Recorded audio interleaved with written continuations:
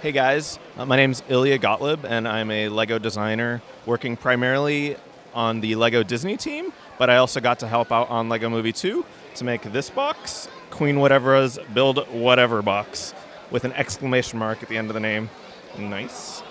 Together, and I made this primarily together with Nick Voss, another designer at Lego, who maybe you know from Ninjago City.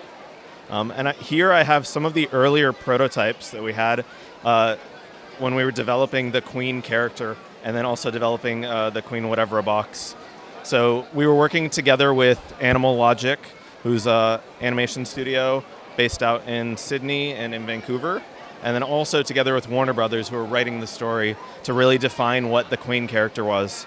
So actually at the stages that you can see here, we had settled on this idea that of the masterpieces, where Finn would give his sister Bianca some bricks and just show how you could build anything out of the same set of bricks. So here we were actually exploring different silhouettes of the character, and we do it in grayscale and then color them digitally, because kind of when you have a character that can be anything that she wants to be, what colors should that character be? It was a really big question for us. Is there a significance to, I'm assuming the yellow bricks represent where the faces go, and the red, what about the red bricks? The red bricks, we just didn't have them in gray at the time, but the yellow bricks actually is really interesting. We knew that we wanted to develop a new element for her face so that you can get like a nice big decoration onto it, and we explored quite a bit, and this is kind of the one that we ended up on. So it's actually just a regular 1x4x3 brick. And we've had a wall version of that element before, but so we just went with a normal brick for better stability, and a 1x version so that you can kind of add a layer of detail behind it with some snot building or just some bricks coming out. So that is a brand new element for this theme. You can see it here on the box actually. So we've got it for a couple of her faces, and then one of her faces, if we actually just go down here a little bit, we actually ended up breaking up into several elements. So it's this one, right? This orange face right here. And that's just so that we can have some more variety and you can make some more monster builds, because she really can be anything that she wants to be. Okay, so as we move away from the silhouette exploration there, can you kind of take us are they, I assume they're laid out on the table here as you sort of went through the design process? So one of the earlier forms that we knew we had to lock down was both this pile form, which is kind of her base form, as well as the horse. And that's because we wanted to include them into some of the earlier sets, and we knew it's going to go in the trailer. So we had to nail them down. So actually we have some different explorations, kind of ranging from just a friend's horse all the way to kind of a more brick-built horse with some hair on it. And this is kind of the one that we ended up with. It's also the first time that we've decorated on this inverted slope right here for her mouth. And actually, the bricks in this horse can be rebuilt into one form of her as a pile. That's great. So you designed these as kits, and what we see in the film is inspired by what you designed? It's very much a back and forth together with Warner Brothers and Animal Logic, where together we're developing stuff. So they'll come with concepts to us. We'll build them out of Lego actually, and then send back our suggestions for maybe we want to do some little improvements. And together we're developing it as assets for the movie. And then we very much try to have like a one-to-one between what you see in the film and what you can get as a product. Yeah, that's got to be exciting to be so close, hands-on to developing something that everyone in the world is going to see on the big screen. It was super exciting, and in general, so it was a really long process. They actually started developing all the stuff from our side at Lego Movie in 2016. So I only joined in 2018 when we were further along with the Queen, but she's been through an entire journey where she was kind of this big alien creature, and now we've kind of distilled her down into this shape-shifting character that can be anything that she wants to be. Okay, so now the camera's focused on kind of these warm tones development, then next to it is sort of a purple. Here we were still exploring the different color explorations. So we're kind of more settled on silhouettes here, but we were looking at some different warm tones. We were also looking at some purple shades, and when on these, for example, we were seeing like what kind of color blocking do we want to have versus like a more brick bin styling.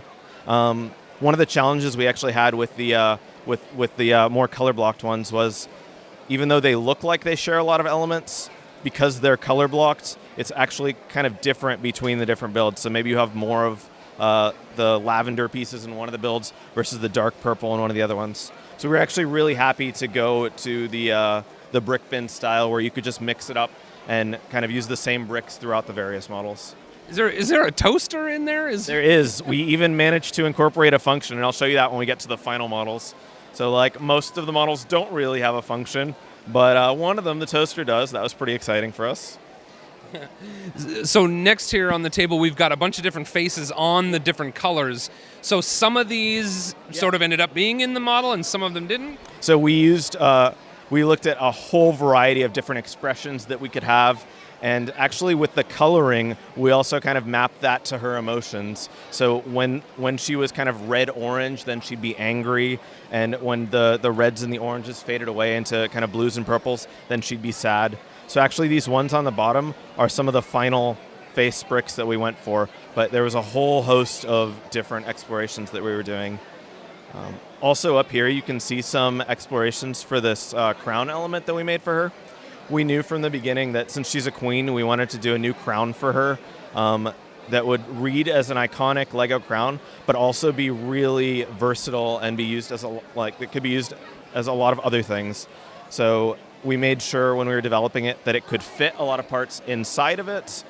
And I think now actually you'll see that besides being used as a crown, like it's being used in white in some Lego Friends sets, as a seashell, or rather as an egg that like a baby sea turtle is hatched out of. So I'm excited to see what fans will use it for. Yeah, that's great. If you are watching this video and you have an idea of what to use that element for, put it in the comments. We also, I was just looking at some of the GBC models, and they're actually trying out the crowns to pass the balls around. Oh. So it's really inspiring. That's great. So what do we got next up here? So right down here, we actually have the Queen's heart form, and then we just did some explorations of actually just rebuilding different forms just out of the elements you see here, just to see how versatile it was. So hopefully you can see how many different things you can make from just a really simple build. Is that heart similar? Is this heart similar to the one that came in the poly bag? This is actually the heart that comes in the poly bag. Okay, so that's great, because so you could get that poly bag and virtually build every single. Exactly. Wow. Exactly. Up here we have some of the unused forms that didn't end up being in the set. Although maybe you recognize some of them from the movie, where she did turn into like a steel girder. The pineapple was one of my favorite ones. It's unfortunate we didn't get the yellow face for her. And also at a certain point in the development, she was often seen as this kind of dolphin in high heel boots. So there's one very rough exploration of what that looked like. And then over here, you can actually see the final 15 models that you could build from the set. So the way it works is it's 5 3-in-1 models. So you could have 5 queens built at a time. You get 5 different face bricks, and they have different expressions and different colors. And then we also included a poster in the box, which has some inspiration models that you could also build from the same bricks. So I'm excited to see what queens other people will come up with. That's great. Yeah, at Bricks Cascade, Nick did a whole presentation on this. He led us all, I think 100 of us through like a building activity. Are you doing any of that kind of stuff here this weekend? And we did a similar one, and actually down by the entrance you can see the results of that. And there's some quite interesting ones that people have built. Oh, that's great. I see along the way here there are some of the faces are hand drawn with like Sharpie. Is that just you sort of like are running through ideas? What can you tell me about that? Yeah, I mean, in general, when we're developing new products, we're not very purist, let's say. We're okay with sketching on bricks or painting them up. We just need to get an idea across. So for some of them, you could see us just kind of sketching out where an eye would be or a mouth would be, just to get a general sense of what the model could look like. Yeah, that's really awesome. So you said you were working on this from 2018. What were you doing before that? How long have you been with Lego? So I actually joined in 2015 as a mechanical engineer. Oh. I was working on Lego Boost and Lego Powered Up. So if you know the motor that comes in the boost set, I helped develop that. I also worked on the lights that that can be added onto the new powered up city train. And then 2 years into that, I applied for a design position at LEGO, and I joined the LEGO Disney team, where is like my home base right now. But I also did get to work on LEGO Movie 2. That's great. How long have you been with the Disney team? So about 2.5 years. Okay, is there anything that we know about that you can tell us you worked on? Yeah, I've worked on most recently. There was a Three Princess celebration set that had Aurora, Tiana, and the Little Mermaid. I helped out on the Aladdin and Jasmine Palace with the flying carpet that flies around the top. The Rapunzel's Caravan that we released last year, just to name a couple. Okay, and we'll see some future Disney stuff from you. Absolutely. There's some stuff coming out next January that I'm super excited about, and also next summer that I think will be very cool. Hey, thank you so much for taking the time to talk to us about this.